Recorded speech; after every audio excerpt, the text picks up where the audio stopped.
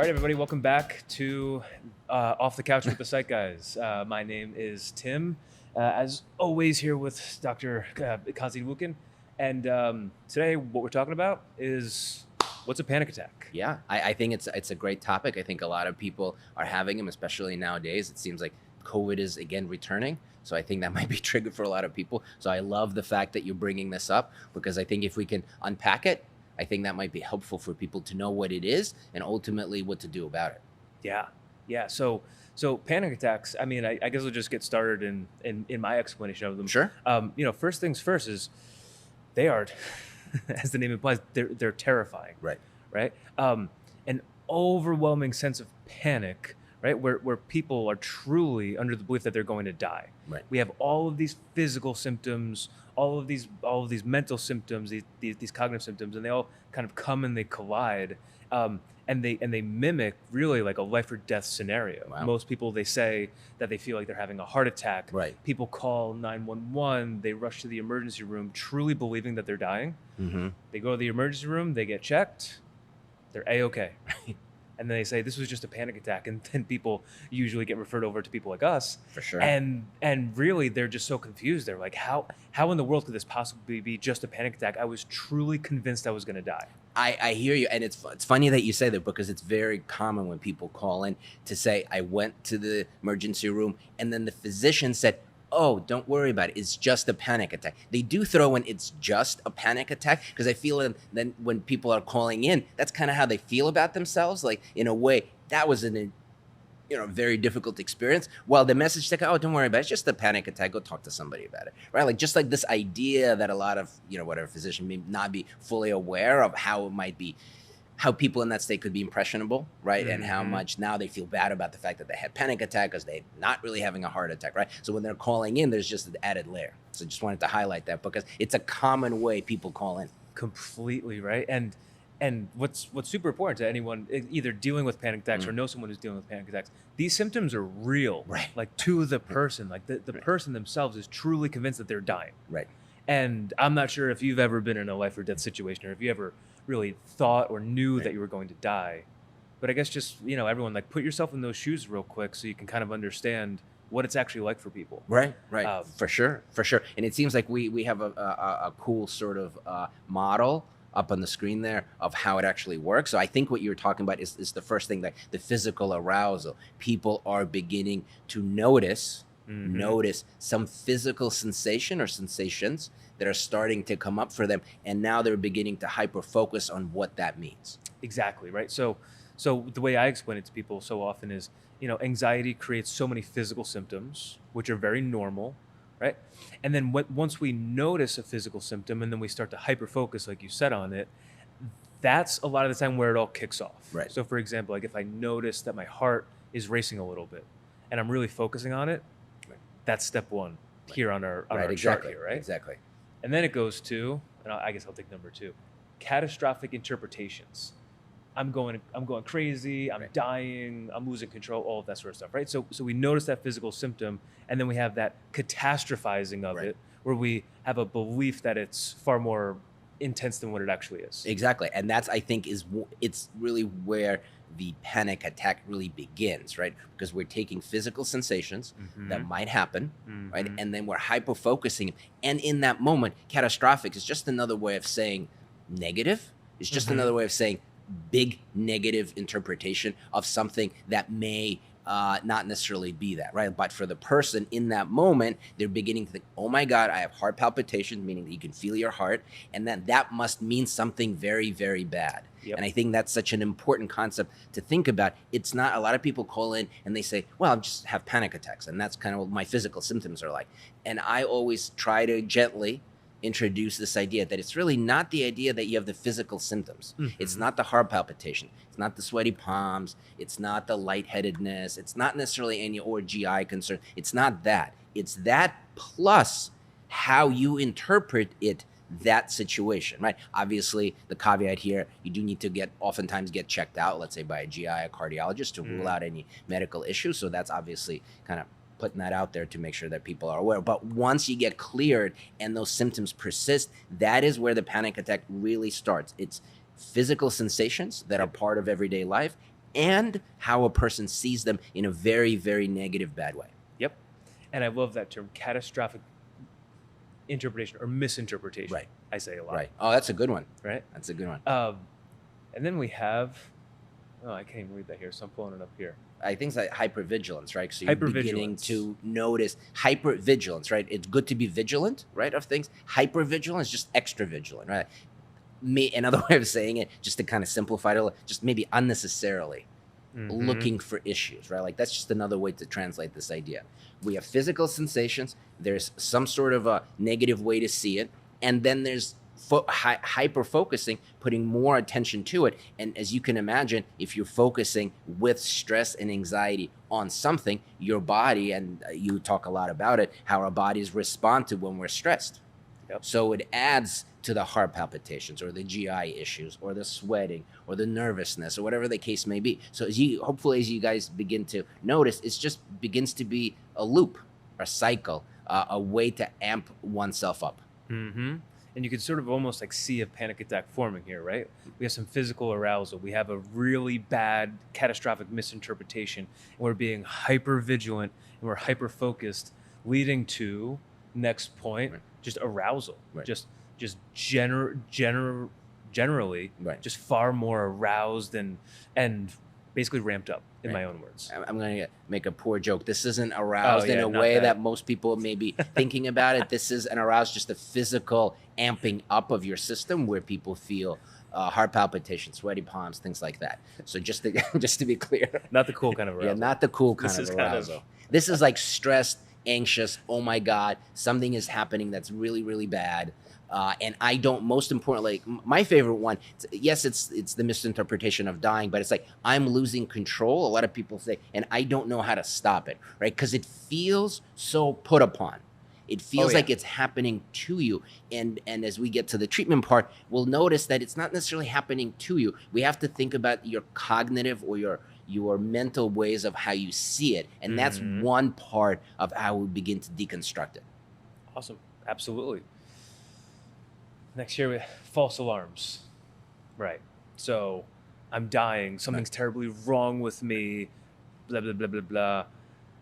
And then I think we could just kind of follow it from here. We have a big false alarms, then we have panic. There's something terribly wrong. Right? Because it's a buildup, right? Like the way I like this diagram, because it's a buildup, right? Once you get to panic, it's like, oh my God, maybe a lot of people describe, oh, maybe it'll go away. Or maybe if I could just take a deep breath. Or maybe if I could just relax. And then the building is where people are trying to do something about it. Unfortunately, oftentimes doesn't work because they're looking how to solve the problem from a negative lens, which obviously only makes it worse.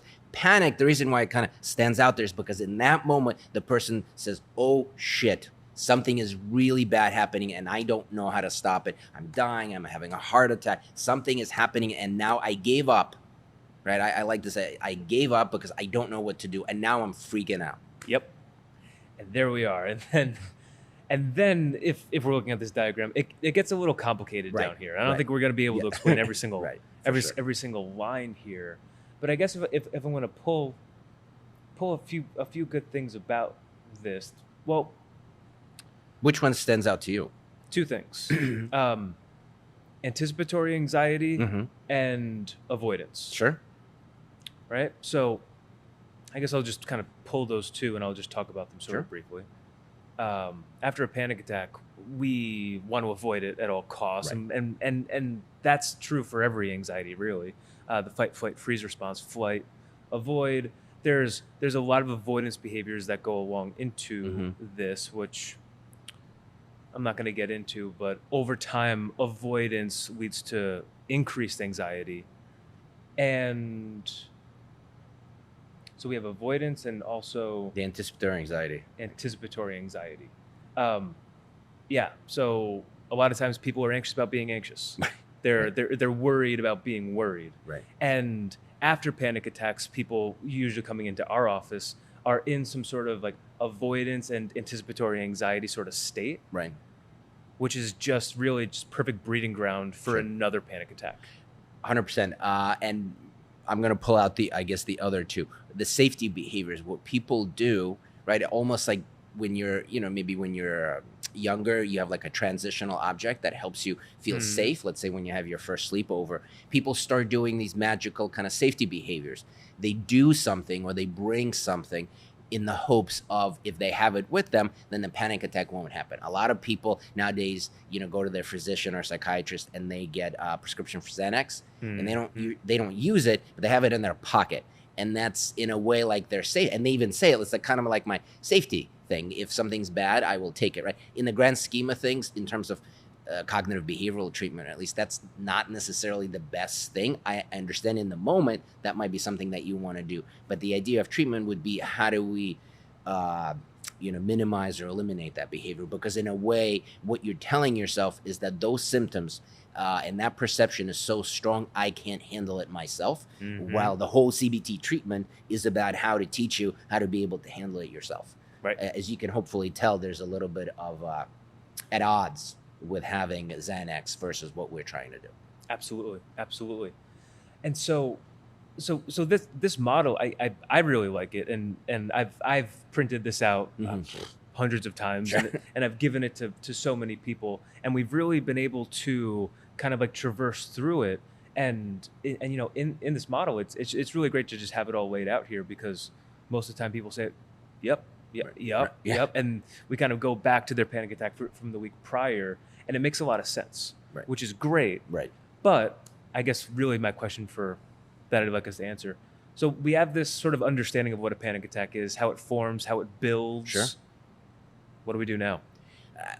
The second thing I always do after that, and you're right, like once you describe it in that way, a lot of people say, yep, that's exactly what happens. I actually like to do, so from just psycho ed about it, I go into a little bit of assessment. I kind of print out a good amount of these, and I give, next time you're having it, would you be able to write in exactly what's happening for you? Yeah. Right? Whatever the symptoms, whatever the cognitive distortion might be. Maybe it's not this, or maybe it is that. But to try to slow it down so that the person is actually able to start writing it. And I try to do it for a couple of weeks, just so that people kind of get used to this idea. I'm having a panic attack. This is how it goes. And here's how it actually goes for me. Just so that we can extend the psycho ed and the assessment piece.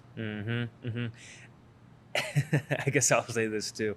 It makes a heck of a lot of sense in the office with people. Right. When we're nice and calm and relaxed, we can understand this stuff with the front part of our brain. A lot of it's always probably a million times harder in the moment when people are feeling panicked and anxious, and they're reading this thing. So it's really, really difficult, So I tell people to really like do their best to familiarize themselves with the model, so that way hopefully it's more accessible as things start to rise. Right. I always say to catch it quickly is so important, because these panic attacks, they really kind of fuel on themselves. We have these physical symptoms like rapid heart rate, for example, and then we catastrophize it, and then we have more symptoms, and then we're hyper focusing.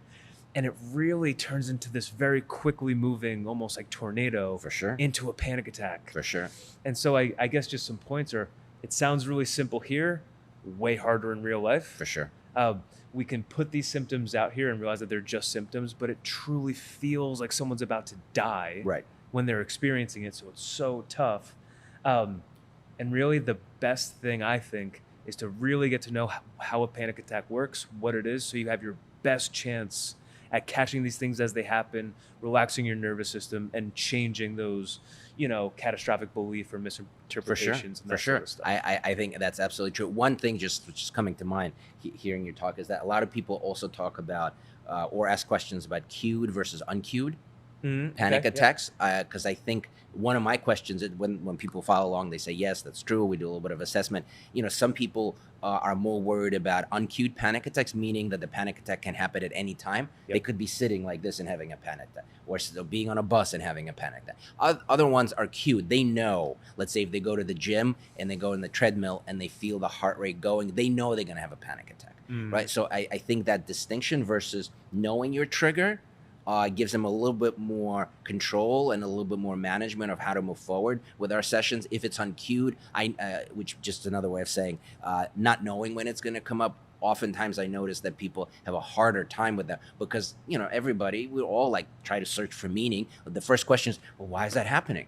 Like, I'm not doing anything. I'm just sitting on the couch. why is this happening to me, right? So I just want to kind of highlight that point also, because treatment sometimes changes too, because some people, we need to start with like just adjusting themselves to being okay with higher heart rate. Like I sometimes do just walk up and down our stairs at the office, just to get the heart rate going, right? Just so that you're able to learn how to be a little bit more okay when your body is aroused. Yep. In the not fun way. Not in the right way. Okay, great. So, listen, I hope that this was helpful for some people. Right. Panic attacks, they're scary. They're awful. They're not fun. They're not great to deal with. I'm hoping that people can kind of use this conversation to normalize it a little bit, understand it a little bit more. Sure. And if you're a person who is with someone having panic attacks, I hope that this, I don't know, explains it a little bit. So sure. So there's a little bit more empathy for the person going through it, because it's rough stuff. Right, because the partner could always say, like, I don't understand what the problem is. Yeah. Like, we're just sitting here, right? Like, so again, this idea of invalidation makes it just harder. Yeah. So I'm glad that you're saying that, because if people are having them or know somebody they're having them, that might be just a good way to see what it's like. I think what we should do, maybe one of our other podcasts, is really expand on the treatment piece, maybe how, hierarchy would work or exposure would work, just because give people like a better sense of how treatment might look like for something like this. But hopefully in this podcast, we talked about the psycho-ed of how it works, the assessment of what you need to do, and some kind of basic things that you may want to start doing. But I think you and I can expand a little bit more on the treatment thing in the podcast to come. I think we should, and stay tuned for it. Right. All right. Thank you so much, guys. Take care. Bye.